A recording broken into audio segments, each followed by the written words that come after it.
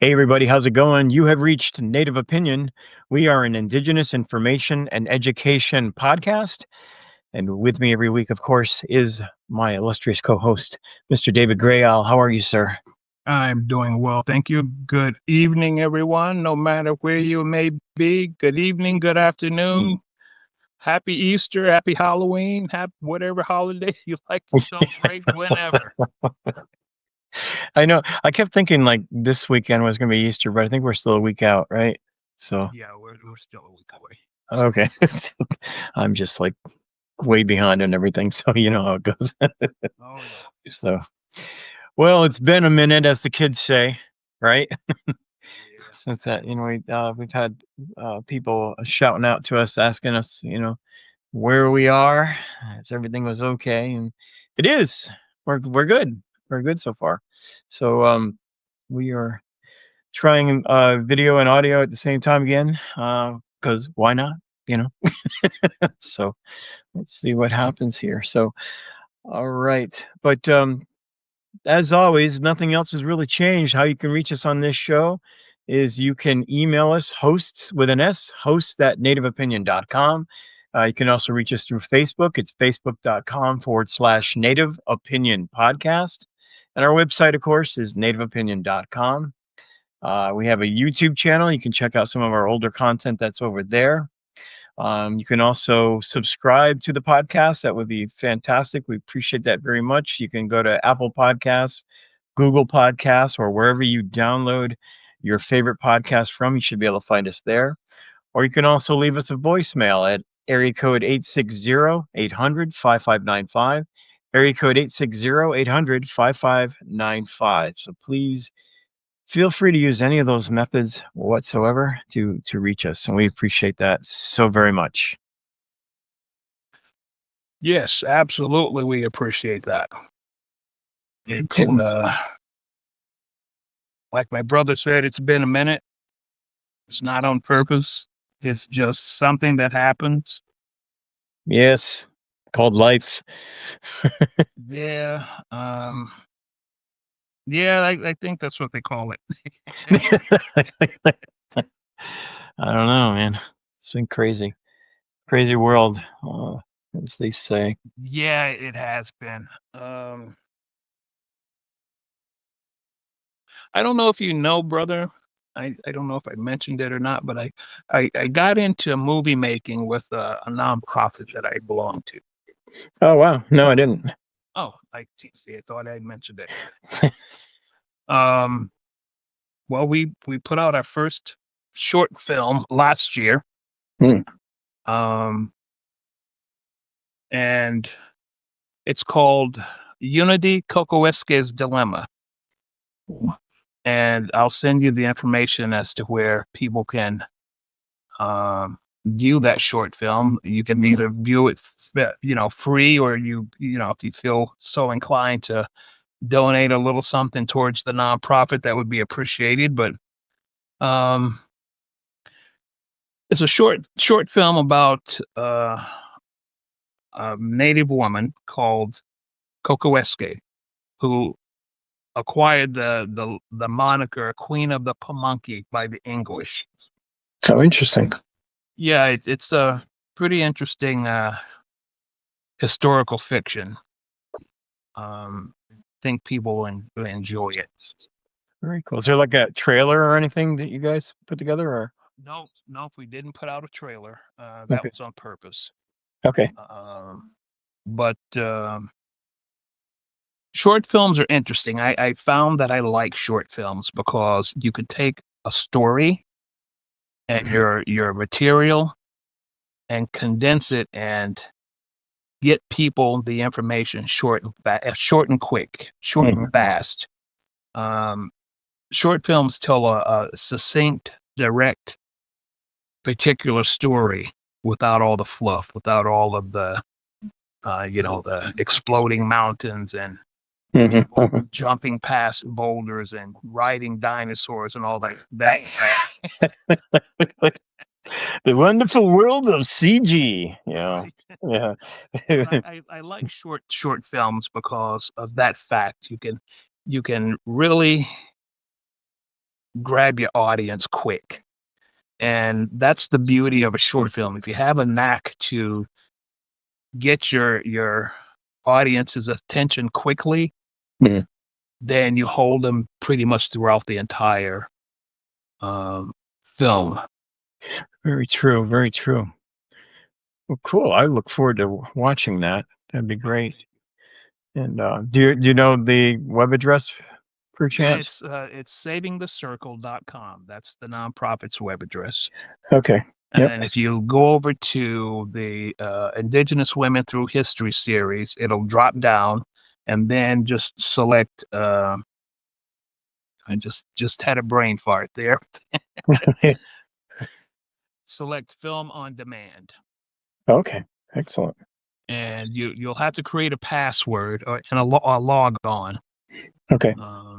That's um, specific to you. Very cool. How long is it? It's 26 minutes. It's a 26. 26-minute short film. It's literally a short film. Nice. Very good. 25 minutes, I'm sorry. Very cool. I'm looking forward to checking that out. Definitely. Yeah, I hope you do. I wasn't sure that we were going to be able to pull it off in the time frame that we had set. We only had 3 days to shoot. That was it.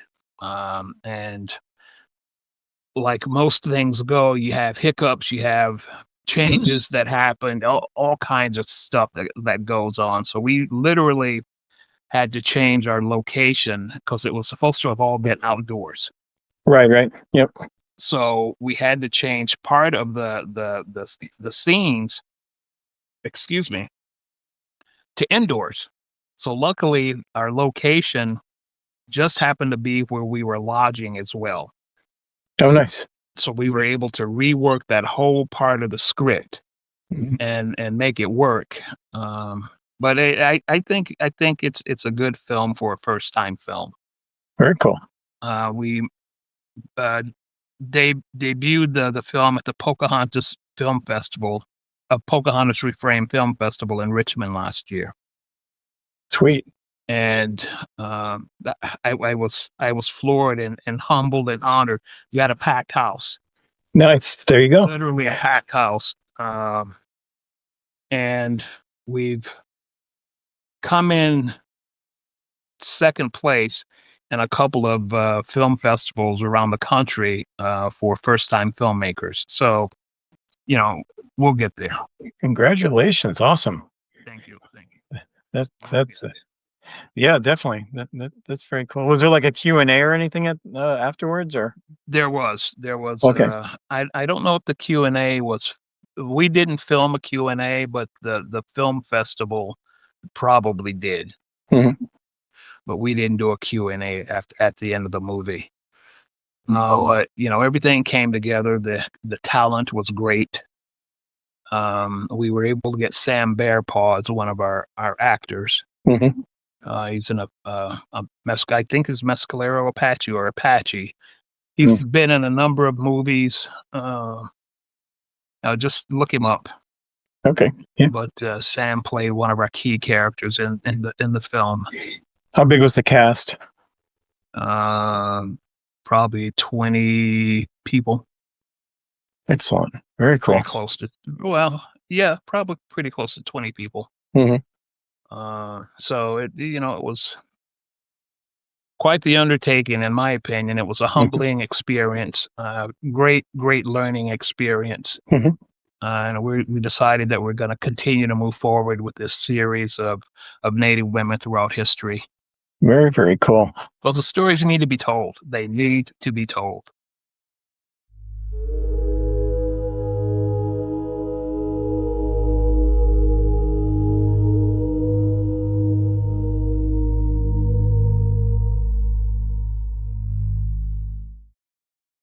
All right. So why don't we jump into the show, brother? Absolutely. And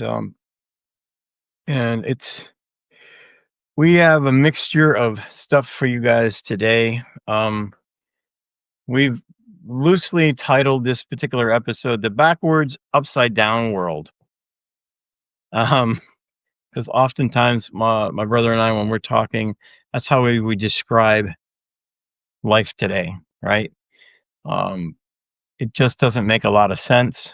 And I don't even think we've really talked to you guys since the elections, really, have we, brother? No. Yeah. And so the last episode, I think we knew the results of the election, and we entitled that episode "Again America," based on this country's selection of president of the United States. Um, and it's just been the best way I can describe it is a shit show. I mean, there's no other. It's no other way to put it. So we are going to talk a bit about that a little bit later in the show, but for now, I thought we'd jump into some native news, brother. And so I will hand it back over to you. I have no idea what the title is.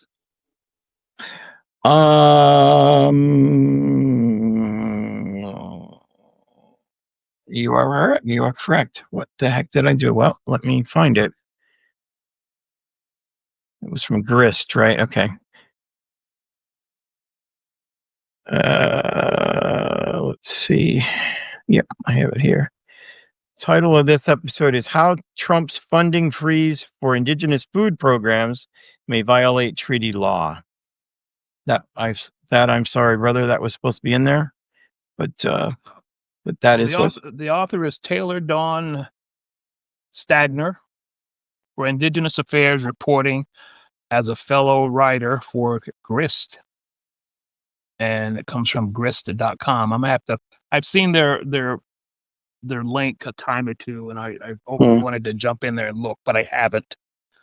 So I think I'll start because it kind of follows right along with a link that I like called Civil Eats, CIVIL, one word, Eats, EATS, another word.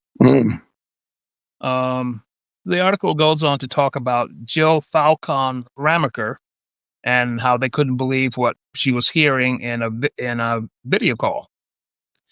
And apparently, all of her food sovereignty grants were frozen, like $5 million worth. Mm-hmm. And Ramaker is Turtle Mountain Anishinaabe and the director of Buffalo Nation's food sovereignty at Montana State University. And it's a program that supports indigenous foodways in the Rocky Mountains and trains food system professionals, and is supported by the United States Department of Agriculture, or the USDA. We all know what's happened to programs like that. The fool in the White House has directed the lead fool to cut programs like that. And Ms. Ramaker goes on to say, and I quote, "The funding that we had for training and infrastructure leading to raising our own foods that are healthy and not highly processed and culturally appropriate has stopped." Quoting again, "We don't have any information of when, or if they will resume," end quote. Mm-hmm. Now, I have to ask, this is probably aside from it itself, but, and it's kind of off this topic a little bit, but not really. All of the student visas that the fool has been directing his people to negate, aren't those in blue states? Well, in speaking with a lot of federal agencies, no, it's actually across the board. Is it okay? Yeah, and you know that's one of the that's one of the challenging aspects of all of this is like there's no strategy really. You know, they're just arbitrarily grabbing people. Um, and honestly, you know, and I won't belabor the point, but right now, as far as I'm concerned, in terms of Washington, it's it's the unity party at this point. You know, to me, there's almost no difference between Democrats and Republicans. And so likewise, if they're going to affect change like that and negatively, they really, at least with this particular second go around of the Trump administration, they really don't care who they're hurting. They're just tossing people. The article goes on to say climate change destroys the places and practices central to indigenous peoples in the U.S., and that's true. And it's exacerbated by droughts and floods and other things that could have been mitigated had we taken a more serious approach to the climate. Um, and it affects food essentials to native cultures, all native cultures, not just one or two, all native cultures, even urban native cultures, because there are a lot of urban natives that like to um, refer to their cultural foods. Mhm. So, food sovereignty programs play a real crucial role in fighting the effects of climate change by, literally creating access to locally grown fruits, vegetables, and animal products. And, and Miss Ramaker, I think her name is, Mhm. goes on to say, and I quote, "It feels like we're just getting started in so many ways," end quote. And then, the funding gets frozen. Mhm. And, of course, it's going to send shockwaves throughout the nation's agriculture sector, excuse me. And, you know, efforts to, start food initiatives or continue food initiatives, just, like I said, get ground to a halt. And it raises even larger questions about the federal government's commitments to indigenous nations, whether the commitments are,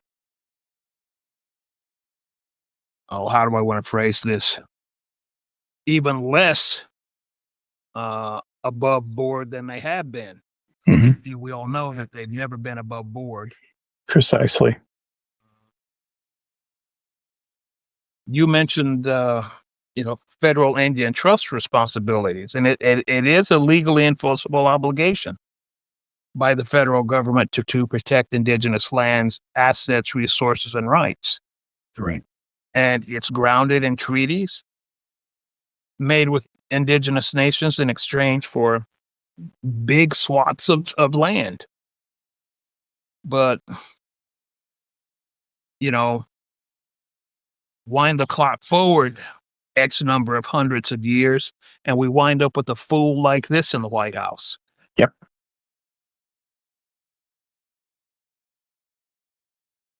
You know what is basically ringing in my ears all the time is, history repeating itself. And I mean, this is just it in a nutshell and in a very, very bad and detrimental way, Oh, yeah. you know. Um, what stood out to me about, this particular story and article again is they were talking about specifically USDA funding. And again, meaning my tribe got, an agricultural program off the ground simply because of, the food shortages that we saw during COVID. And, it should have been a wake up call for the whole country, but you're going to sit there and you're going to pull grant funding so that, and it's not just, indigenous communities, but it's also, other communities too that are trying to, their own initiatives to try to find different ways that they can, you know, grow food so that there's enough, in essence, to go around, and a lot of farms, trying to continue not only produce at the levels that they have been producing, but what if they were trying to increase, volume, to stave off a potential, future pandemic. Now they can't do that. Now you can't plan anything No. because, you know, this, you know, because this Cheeto bastard in the White House, got to crop his ass because it doesn't make him and his, 13 billionaires that are in his cabinet, literally, more money. Right. So anyway, there you go. Yeah, the article goes on to say the U.S. has failed to uphold obligations. Yep. taking land and then ignoring legal responsibilities. Yep. Including provisions for food and subsistence. The U.S. has done so much damage to tribes in relation to hunting and fishing rights and gathering rights.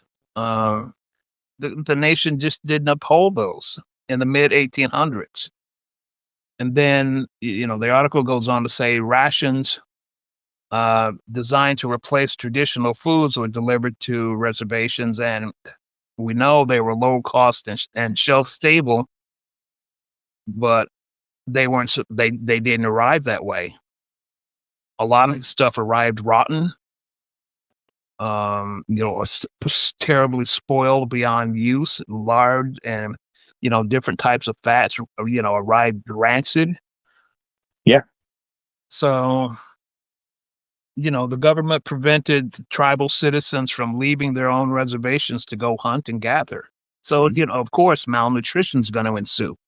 And that's what happened to a quarter of the Blackfoot reservation in Montana. They died of starvation in the winter of 1884. So it's like, I remember when I was a kid, we used to get our government rations. Mm-hmm. Mm-hmm. Yep. As a kid, you don't know any different. It was something you look forward to. Wow, government canned ham. Mm-hmm. MREs, yummy. Yeah. And government cheese. Exactly. Oh man. But yeah, it was exciting for the kids. We didn't know any different. We didn't know that it wasn't supposed to be that way. Yep. But they, the old folks called them commodities. Correct. Yep. And that's, Yeah, anything that was, deemed in essence, and unfortunately, it's still that way today. Processed food. We ate a lot of macaroni and cheese, because we couldn't afford anything else.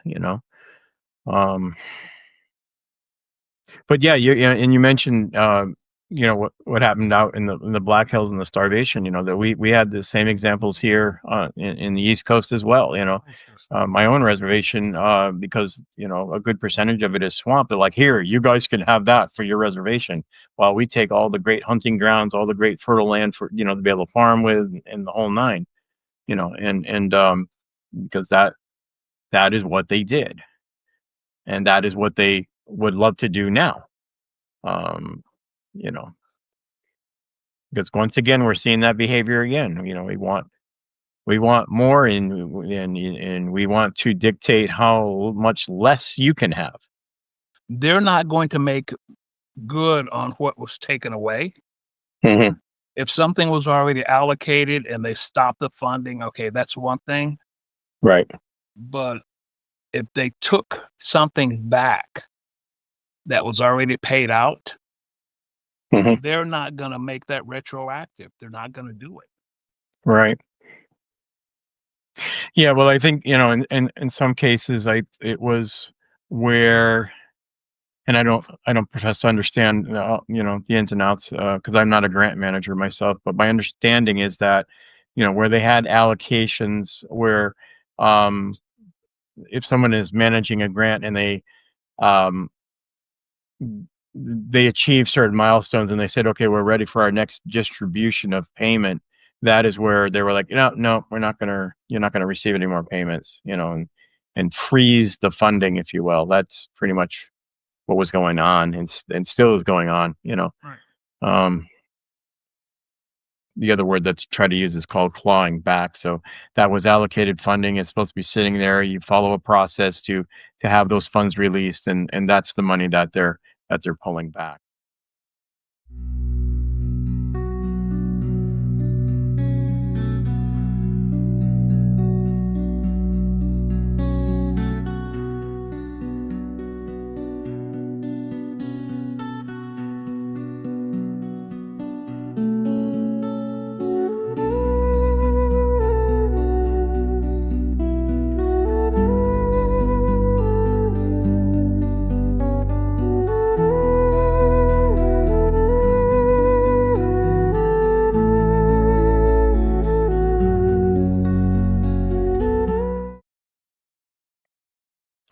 Well, our next story is a little more positive, and so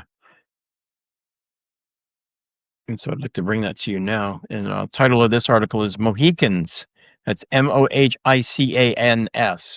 The Mohicans have bought ancestral land back. Good. And so we're talking about the Stockbridge Munsee Mohican tribe, originally from Massachusetts and the New York area, has purchased 372 undeveloped acres of Monument Mountain, a site sacred to the tribe. The acquisition follows the 2021 return of a portion of the Papscani Island in New York to the tribe. The tribe is now responsible for implementing tribal conservation and forest management strategies on Monument Mountain. The relationship between the Stockbridge Munsee Mohican tribe and Massachusetts officials has undergone a significant shift over time. Originally, the Mohican tribe was located in parts of Massachusetts and New York for thousands of years before being forced to move by European colonists. They were unwelcome in Massachusetts over 200 years ago. So that's what people need to understand, is that there were multiple trails of tears. And this is yet another example of that. However, in more recent years, there has been a shift towards reconciliation and renewed relationships between the tribe and Massachusetts officials. Well, again, reconciliation is on their end, not the tribe's end, as far as I'm concerned. Sure. We didn't ask to be forcibly removed from our homelands, so we have nothing to reconcile. Is my position. Goes on to say how in 2023, the Massachusetts Commonwealth legislators voted to award the Mohican Nation $2.6 million to assist them in purchasing the sacred Monument Mountain in Massachusetts. This award is described as part of a, quote, ongoing efforts by Massachusetts officials to renew relationships with the tribe, a stark contrast from the tribe being unwelcome there over 200 years ago. Monument Mountain holds immense cultural and historical significance for the Stockbridge Munsee Mohican tribe. It is a sacred site that has been part of the tribe's original homeland in Massachusetts. The mountain has been in place where tribal members could leave stone offerings imbued with prayers to the Creator. These stones were formed into a monument, giving the mountain its name. Additionally, Monument Mountain has been a location where the tribe's kinship systems, governance systems, ceremonies, spirituality, language, culture, and food and medicinal systems were deeply rooted. The Stockbridge Munsee Mohican tribe has taken several actions to reclaim their ancestral lands in recent years. In addition to purchasing 372 undeveloped acres of Monument Mountain in Massachusetts, the tribe has also seen the return of a portion of the Papscani Island, as I said earlier, in New York. This 156-acre portion of the island, located in the Hudson River, was returned to the tribe by a conservation group, Open Space Initiative. These actions reflect the tribe's ongoing efforts to reclaim and preserve their ancestral lands, making a significant shift towards reconciliation and renewed relationships again with the states of New York and Massachusetts. So I'll say congratulations to them very much. The only other comment I'll make is it's pretty damn sad, though, that we have to pay money to the colonizer to return what is rightfully ours to begin with. But if we got to do it, that's what we're going to do. So, I'm wondering if they've removed any type of tax burden on that land. That's what I'm wondering. Because if they haven't, if they haven't, and the land wasn't positioned in a way that it's tribal land without taxation, then they could possibly reacquire that land through delinquent taxes. And I'm not saying that they would be delinquent if there are any, but that's something tells me that's a little loophole that they left available for themselves. That's a possibility. I'm trying to think, and I don't want to I don't want to speculate too much, but I believe the Oneida Indian tribe of New York has something like what you're describing with their lands. It's not trust land.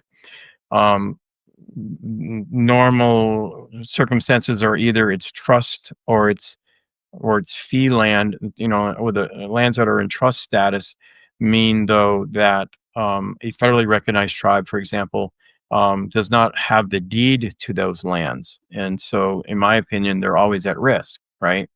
Um, Even though they're not taxable lands, and that a tribe has governance over those lands, including application of our own laws, you still have you still have Big Brother over the top of that, looking at you, right? Right. Then the other status is fee status, right? Which is basically tribe owns the lands, but they're subject to taxation of the particular state that surrounds them, right?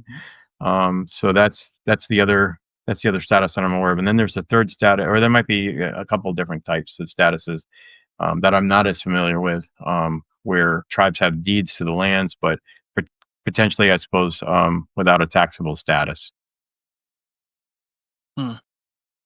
So, Well, it was just something I've always wondered, tribes that don't have land in trust, how do they protect those lands to keep them from being stolen again through legal means like delinquent taxes or late taxes or some stupidity? Well, I'll give you an example. I mean, I haven't seen it here, but I suppose it's a real scenario. So let's say you're a tribal nation that owns fee fee lands. Okay, so you're a private landowner like any other people, right? Then comes along eminent domain, right? That nobody really likes, right? And with good reason. But that could be a potential scenario where that would happen. So, Nothing is sacred. No, it really isn't, and it's really upsetting for a number of reasons.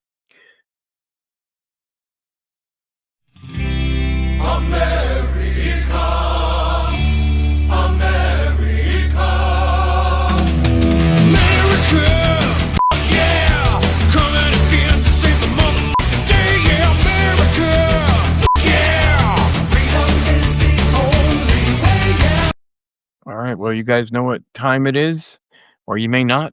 And if you don't, it's time for Racism in America. And again, if you're kind of new or you're just kind of checking us out for the first time, this is a segment that we say is unfortunate that we have to continue to make a part of our show, which sort of demonstrates examples within this country that people keep calling a great country. Every day I feel less so, for many, many justified reasons. But we elevate stories of racism inside the borders of the United States, particularly, of course, first and foremost, if they happen against our indigenous people, but also other people as well. And we hate the fact that we have to keep reporting examples of racism, but it just never seems to go away, right, brother? No, it doesn't ever go away. And it seems to be raising its ugly head even more so now than it has in the last, I'd say, 15 years. Yep, exactly. And it's pretty bad. And so, because we're under authoritarianism rule, right? As far as I'm concerned, as the second Trump administration's efforts to deport, quote, illegal immigrants who they perceive as, quote, gang affiliated, these efforts have also extended into Indian country. Most notably within Navajo Nation, as reports have begun to surface about officers from the United States Immigration and Customs Enforcement, or otherwise known as ICE, harassing Navajo citizens. So I've got a clip here I'd like to play for you guys. The largest indigenous tribe in the U.S. says it's received concerning reports from its own people about immigration enforcement. A statement released Friday from the Navajo Nation president reads, quote, "My office has received multiple reports from Navajo citizens that they have had negative and sometimes traumatizing experiences with federal agents targeting undocumented immigrants in the Southwest." The statement goes on to say, quote, "We encourage individuals to remain calm and assured that our collaborative efforts with local, state, and federal law enforcement are ongoing to ensure community safety." Crystalline Curley joins us now from Window Rock, Arizona. She's the speaker of the Navajo Nation Council. Crystalline, thank you for being here. What are you hearing from Navajo citizens about their interactions with officers?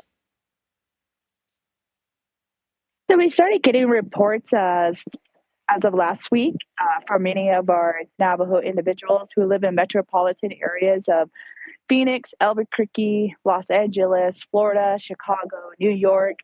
And many of our Navajo people do live off the Navajo Nation. So we've been getting reports that many of them have been visited at their place of residence or their workplaces, being asked for identification or being racially stereotyped by ICE or law enforcement.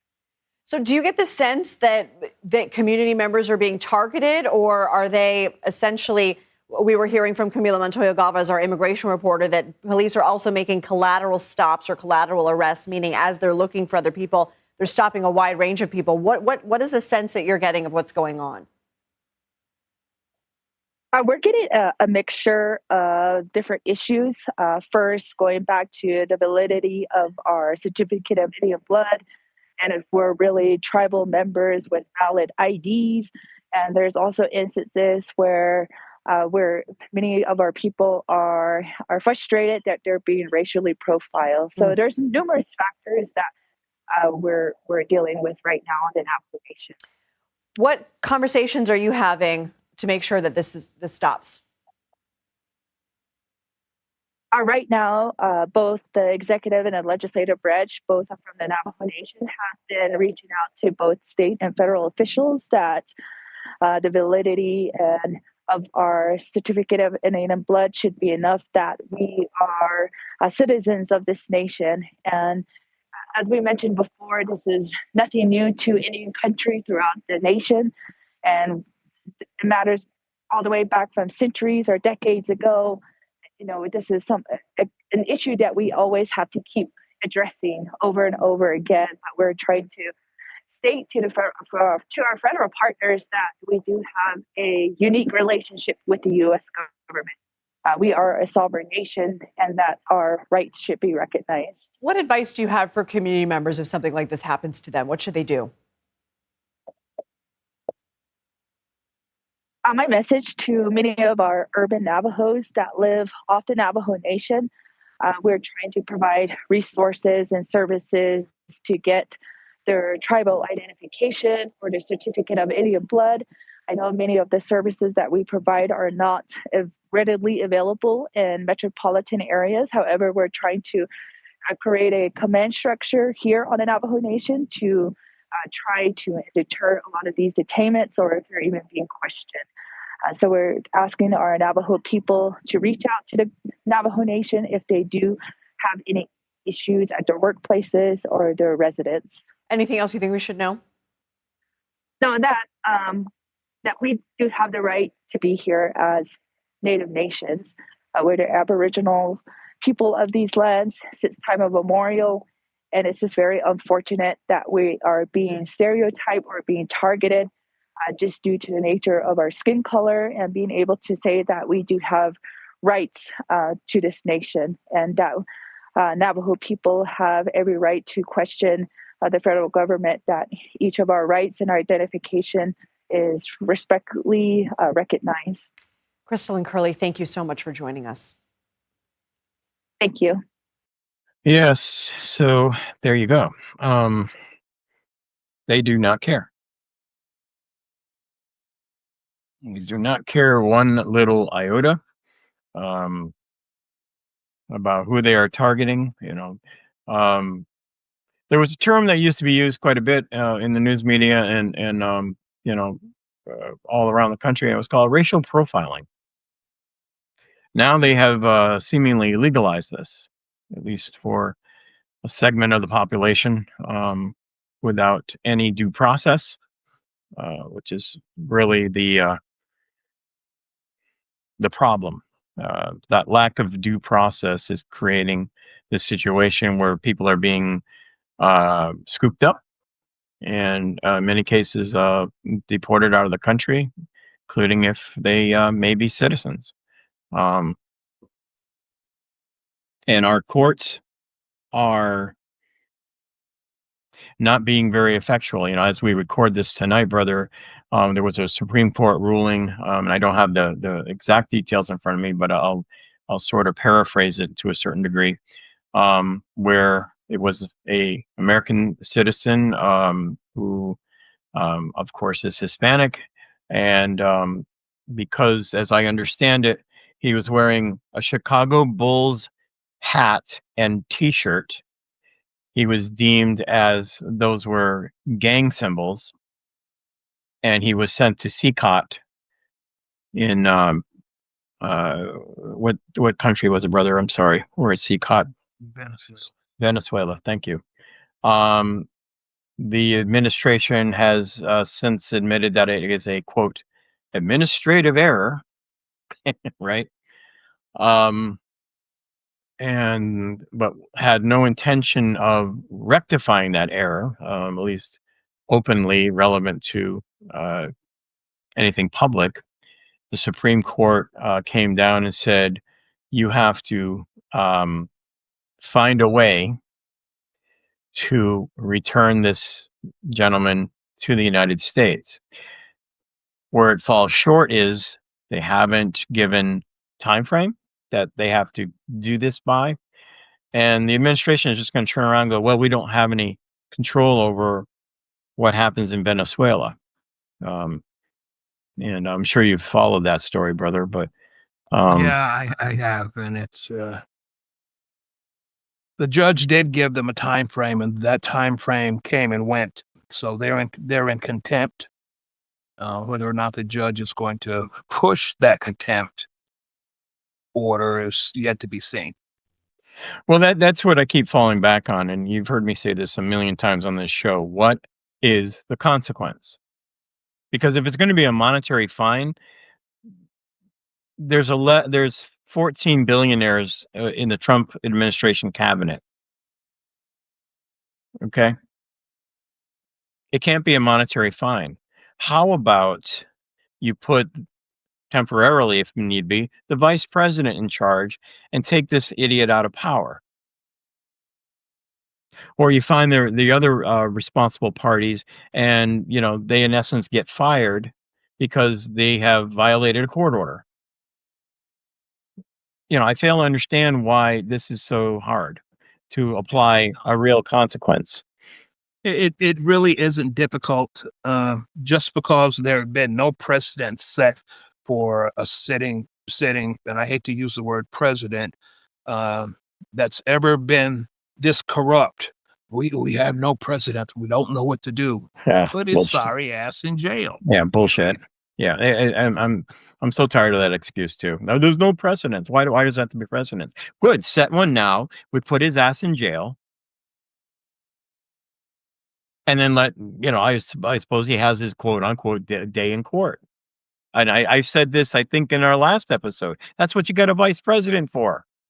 I don't think he's anywhere near qualified or has any freaking experience to be sitting in a chair that's arguably one of the most important jobs in the world. But that's why you have a vice president. In the event that something else has happened and your main guy or gal is incapacitated and cannot do the job at the moment, that's what they're there for. But here we are. And apparently we have to have previous precedents. So actually I'm going to skip one clip, brother, but I want to talk a little bit about Tom Holman. All right. Appointed by, my new word is calling him dump, as the, quote, border czar. He's been involved in several incidents that have led to allegations of racist behavior On January 30th of 2017, during Dump's first term, he demoted former acting ICE Director Daniel Ragsdale to Deputy Director, a position Ragsdale had held since May of 2012. So I think he had some experience in ICE, would you not say? He then appointed Holman as the acting director of the U.S. Immigration and Customs Enforcement. So he's been in that position before, actually. So during a hearing in 2019 pertaining to the deplorable conditions that people that were being deported were being exposed to, where the Dump administration was placing people of color in cages, you guys might remember that. They were also separating children from their parents. You might remember that as well. This was front and center as Congresswoman Alexandria Ocasio-Cortez, the Democrat from New York, questioned Holman about family separation. And I want to play a little bit of that for you. Ms. Ocasio-Cortez. Thank you, Mr. Chair. Earlier, my colleague from Maryland, Mr. Raskin, asked the panel how many people here believe that child separation is an effective policy in deterrence. And no one on the panel raised their hand. I just wanted to note that for the record, Mr. Chair. I wanted to ask a question from Professor Mukherjee. Is the United States violating or violated human rights agreements set by the United Nations in a family separation policy? Yes. International law is clear that family unity should be prioritized. So we, as members of the United Nations, signed on into an international human rights agreement saying very clearly that family separation is a violation of international human rights, and then we pursued a policy that violates human rights. Mr. Chair, I was looking, how did we get to this point? How did we get to this point where we take children out of mothers' and fathers' arms? And, it dated back, family separation, the way that we have seen it, where we take children away from their parents without due process, began last year under Secretary Kirstjen Nielsen, but I had to dig further. And our staff dug further. But where did this start within the administration? She implemented it. And we found a memo. It dates back to April 23rd of 2018, where there was an official recommendation to, quote, pursue prosecution of all amenable adults who cross our border, quote, illegally, even though this applied to legal asylum seekers in practice, including those presenting with a family unit between ports of entry in coordination with DOJ. Here is the memo that I would like to submit to the congressional record. What is the date on that? It is the memorandum for the Secretary from Homeland Security. Date. April 23rd, 2018, subject increasing prosecutions of immigration violations. Without objection. And so I looked at this memo, and it seems like this is the source of it. And it seems as though, Mr. Holman, that you are the author. It says here from yourself, Kevin Michalinen, and Francis Cisna. Is this correct? Did you sign the memo? I'd have to see what you... Give him I'd be happy to provide it. And we'll provide it over, but I would like to note that here it says the official recommendation. There were 3 different options presented. The third included the option for family separation. This initiative would pursue prosecution of all amenable adults, including those presenting with a family unit. Mr. Holman, your name is on this. Is this correct? Yes, I signed that memo. So you are the author of the family separation policy. I am not the author of this memo. You're not the author, but you signed the memo. Yes, a zero tolerance memo. So you provided the official recommendation to Secretary Nielsen on for the United States to pursue family separation. I gave Secretary Nielsen numerous recommendations on how to secure the border and save lives. But it says here that you gave her numerous options, but the recommendation was option 3, family separation. What I'm saying, this is not the only paper where we've given the Secretary numerous options to secure the border and save lives. And so the recommendation, of the many that you recommended family separation. I recommended zero tolerance. Which includes family separation. The same as is with every U.S. citizen parent gets arrested when they're with a child. Zero tolerance was interpreted as the policy that separated children from their If I get arrested for DUI and I have a young child in the car, I'm going to be separated. When I was a police officer in New York and I arrested a father for domestic violence, I separated that father Mr. from his Holman, family. with all due respect, legal asylees are not charged with any crime. When you're into the country illegally, it's violation 8 United States Code 1325. Seeking asylum is legal. If you want to seek asylum, you go through the port of entry, do it the legal way. The Attorney General of the United States has made that clear. Okay.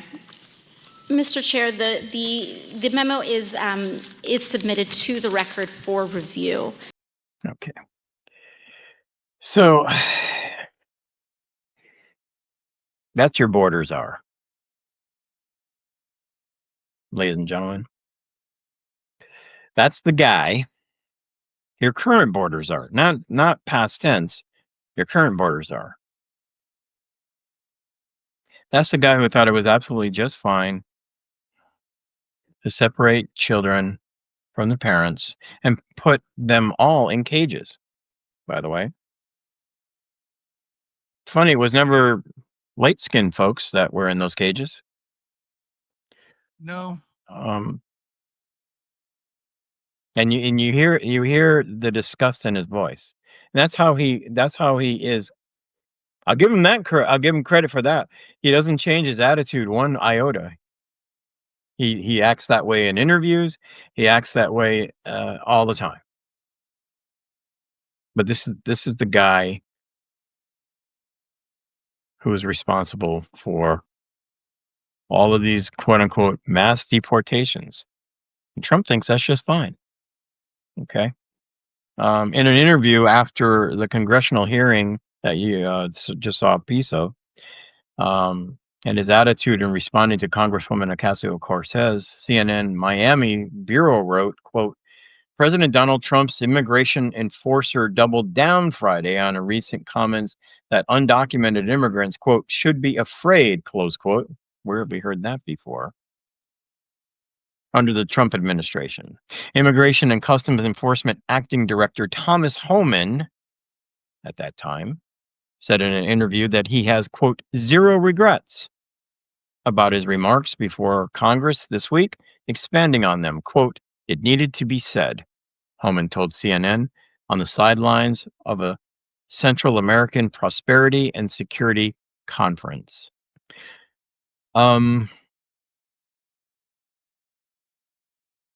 So now apparently if we're going to separate parents from children, we're not going to put them in cages. So I suppose that's one step better. We're just going to rip them out of homes and send them to Venezuela. No due process.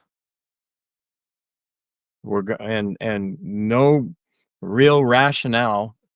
Oh, you're wearing a Chicago Bulls cap? Oh, geez, I don't like that. They probably wouldn't like mine, brother. They probably wouldn't like my feathers right here. But maybe don't like my middle finger either. Yeah, I might get off because I'm light skinned, but I don't know.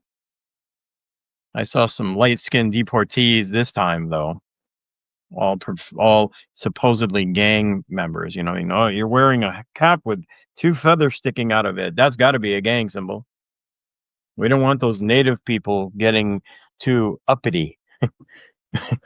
Right. Well, somebody that should be gone if they're using gang symbols as a criteria. Oh, Pete Headspit. oh God, yeah. His name is. Hegseth, yes. Yep. With his white supremacist symbols. Yep. Uh, so, again, mainstream as well as independent news media have all reported numerous times of, quote, mistaken identity when it comes to these deportation efforts. Again, there isn't any due process being used. Child separation is front and center in my mind again. Additionally, there is seemingly no identification methodology, right? If these are native families and they are randomly grabbing brown and black people, they aren't acknowledging anything like the Indian Child Welfare Act. So it's basically 60 scoop all over again, brother. Yeah. Yep. You That's know. absolutely what it is. Yep. So I pulled some data too here real fast. So as of early April of 2025, public opinion on Trump's immigration policies, particularly regarding deportations, reflects, as you might guess, significant partisan division. So amongst Republicans, a substantial majority support stringent immigration measures. Notably, the 2024 Pew Research Center poll that we looked at indicated that 88% of Trump supporters favored mass deportation of all undocumented immigrants in the United States. Democrats, by contrast, of course, voters largely oppose such measures. The same Pew Research Center poll found that 27% of Kamala Harris supporters, for example, supported mass deportation. And out of independents, views among independent voters were more varied, of course. Discrete News and Harris X poll from February of 2025, so a ways back. This year, my apologies, revealed that while 78% of independents supported deporting, undocumented immigrants who have committed crimes, only 49% favored deporting all unknown immigrants, regardless of criminal history. The only thing in these polls, though, they didn't really look at, I think, they didn't look at certain things like, identification methodologies. They didn't look at due process, at least enough, because I think that would have changed some of the results as well. Like, should they have due process or not, right? Well, here's one thing, brother. They've worn out that phrase undocumented immigrants. Yep. Just this week, the IRS reached an agreement with the DOJ and the Homeland Security about releasing people's people's information that these agencies have targeted as undocumented. Well, here's the thing. If the IRS has information on these people, like tax records, yep, where these people are paid taxes rather, into the U.S. tax base. Granted, these immigrants can't collect tax return. They can't collect it, but they pay into taxes because they're working here, which they should be. So, that undocumented phrase, like I said, it gets old and it's negated, because if the IRS has information on these people, like it does, they're not undocumented.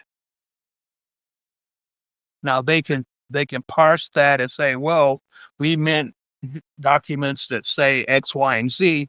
Okay, then say that. Just don't blanket term it and say, or broad brush it and say undocumented. These people have documentation.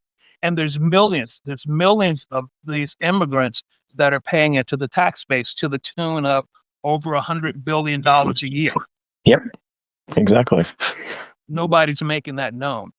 They pay into, the FICA. They can't file a tax return. Can't do it. So, these people are contributing to the tax base, and they get no return whatsoever. The solution to this situation is simple. It's really simple. And if somebody is here without becoming a citizen first, if they're here as an asylum seeker, like the laws require, like the law says, when people come to this country, the provision is there. If they've been working in this country, pick a year, 2 years henceforth. If you've been working in this country since 2020, let's say 2020, 2023, and you've been paying taxes, they should be granted citizenship. They've already proven that they want to be a part of this country. They've already proven that they want to contribute to the success of this country. They've proven a lot of things already. Mhm. They've already proven a myriad of things. They pay rent. They pay taxes. They have children in school. And it goes on and on and on. Grant them automatic citizenship. Mhm. If you haven't fallen within that particular number of years, then you go to you start from square one. But those people that have been here contributing as average citizens, grant them their citizenship because they've earned it. They've earned it. But you have assholes like the fools in DC that use this as a political football. People are afraid to call Trump a terrorist. He's a effing terrorist. Oh, absolutely. Absolutely. Go look up the term. Go look up the definition of the word terrorist. He is textbook. Go look up the definition of the term psychopath. He's textbook. See, psychology today and the DSM have kind of overlapped sociopath and psychopath, but there's still two specific idioms and mental deficiencies that fit a lot of people in this country, if you really look at it. Trump is a textbook sociopath and a textbook psychopath. Look the words up. Yeah, absolutely. Look the words up, listening audience, and you'll say, holy shit. Well, I mean, what I keep thinking about, brother, and to the audience, especially the audience that's listened and or watched this show for a while now, will remember that we started talking about immigration very, very early on. I think it was episode 3. But I can't help but think, what has changed? You keep hearing about, well, we need immigration reform, right? But what has changed since since there was immigration policy started? You still have people coming here, right? Looking for presumably a better life from whatever country that they may have come from, right? And I just still continue to find it ironic that descendants of colonizers, for the most part, under current immigration laws, would be illegal immigrants by today's standards back then. Oh, absolutely. And they're making the decisions telling these other people. It's a classic case of otherism. Oh, absolutely. Without a doubt. Okay. It's and that's never talked about either. No. What has really changed? Is the country at risk more so today than it was back then? Not because of immigrants, no. Right, exactly. So, because you and I have talked about this in the past, and I have come a long way, brother. I really have, on that subject. But that's what bothers me the most today, is that these are folks that are making these quote unquote immigration reform decisions very much purely on racial lines. Well, that's just it. There is no bona fide effort toward, and I'm air quoting, immigration reform. It's a political football that they pass across the aisle to make it sound like they're doing something. Nobody is doing anything about reforming immigration, Democrat, Independent, or Republican. No one, because it is not politically expedient. It is not politically favorable. It is not liked by the public. And the party that seems to be in control at the time knows this. Mhm. They know it. Absolutely. So they'll talk, oh, we're pursuing political immigration reform. We're working hard at it. My ass is working Mhm. harder at it. Yep. Exactly. Yep. So, like I said, the Republicans don't want to grant citizenship to these people who have clearly proven that they want to be citizens here. The Republicans don't want that because they're afraid they're going to vote Democratic. Yep. And the Democrats won't push for it because they're lazy. Yeah, and like I said, at the head end of the show today, the episode today is like, I'm finding fewer and fewer differences between these two parties, and honestly, I just simply blend them together now and call them, the uniparty, honestly, because like you said, they're, one's, say they're working so hard to reform it, the others are basically, non-existent on it and aren't doing a damn thing, right? And so which one is any better? I argue neither. It's simple. It's a simple freaking fix. Oh, sure, but they don't want it. They don't want that. No, they You want can they want the money these people are contributing. absolutely. Yep. I'll give you for instance, talking about shooting yourself in the foot. You ready? Just this past week, the asshole governor here in this state, I'm sorry. his merry band of fools passed a law to change the child labor age. Yes, I heard about this. Yes. Okay, talk about shooting yourself in the foot. Why do they need to change the child labor laws, the age for child labor? Because right at the bottom of the news article, the breaking news, it stated because of immigrants are not available for work or something like that. Mm. Okay, you run your workers off. Now you say, oh shit. Oh, let's use the kids. Yep. So you Exactly. change the ages of the child labor laws, and Yep. okay, you Yep. dust your hands off. Okay, problem fixed.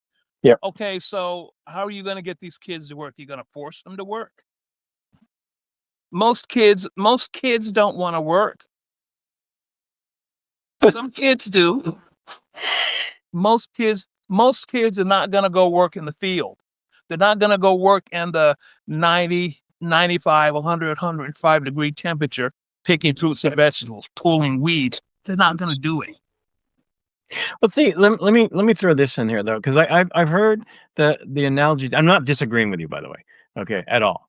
But they like to make that analogy as a reason to control immigration. As weird as that sounds. No, that's exactly right. Because they use that analogy. They say, well, no American is going to go into 110-degree fields and pick fruit. Well, you know what? But it's the truth. When you take, but here's the other side of it, though. If you remove a bunch of people that you say are illegal immigrants and, they're all gang members, right? Okay. And now suddenly all your farms are short staffed and short handed. And what you're saying is they changed that law down there to supposedly make it so that, we're lowering our child labor laws, our standards, so that younger people can get into the fields. Okay. You just got through saying that not you, brother, but the people who make this argument that Americans aren't going to do those jobs. Well, you look at the totality of everything that's going on right now, where everything is getting more expensive.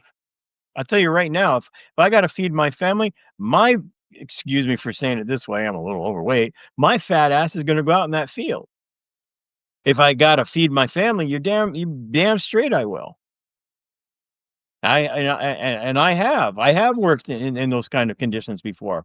I've packed trucks for UPS and in that kind of temperature and things like that. You do what you have to do. So for these guys to sit there and use that as a crutch to say that, well, we just people aren't going to do that. Depends on the condition. Granted, there might be a percentage of people that'll do that, but in general, no.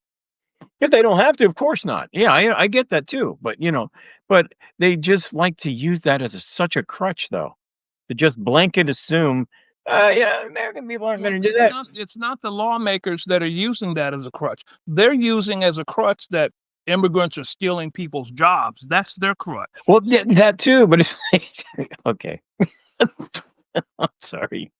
I just hate all of it. I just do. The fix is simple. This didn't start being a problem until Ronald Reagan came into office. Mm-hmm.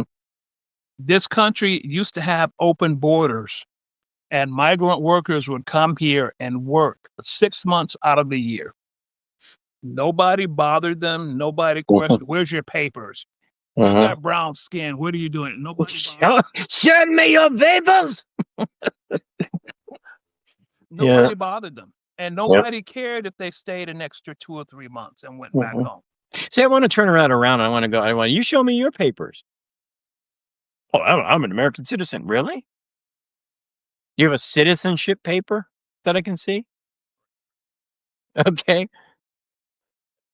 Can we trace back your lineal descendancy to some piece of paper that says you're a citizen? Exactly.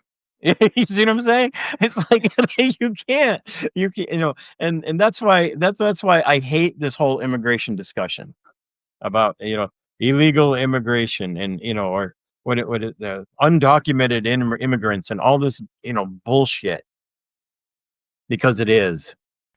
All right. So if there's anything that you guys want to comment that you've heard on this particular episode or past episodes, please, by all means, you know how to reach us. It's host with an S, host@nativeopinion.com. Or you can also leave us a voicemail at area code 860-800-5595. Area code 860-5595 is that number right there. Or you can leave us an instant message through our Facebook page. It's facebook.com/Native Opinion Podcast. My name is Michael Kickingbear. I am a proud citizen of the Mashantucket Pequot Tribal Nation in Connecticut. The other guy on the other end of this thing, of course, he is David Greyowl, a citizen of the Echota Cherokee tribe of Alabama, and a fighter, a humanist, an SOB when I need to be. yeah. And the guy who often keeps me straight. And I love you for it, brother. Oh, I love you too. Thank you for joining us for another episode of Native Opinion. Absolutely. Thanks, everybody. Take care. Bye-bye.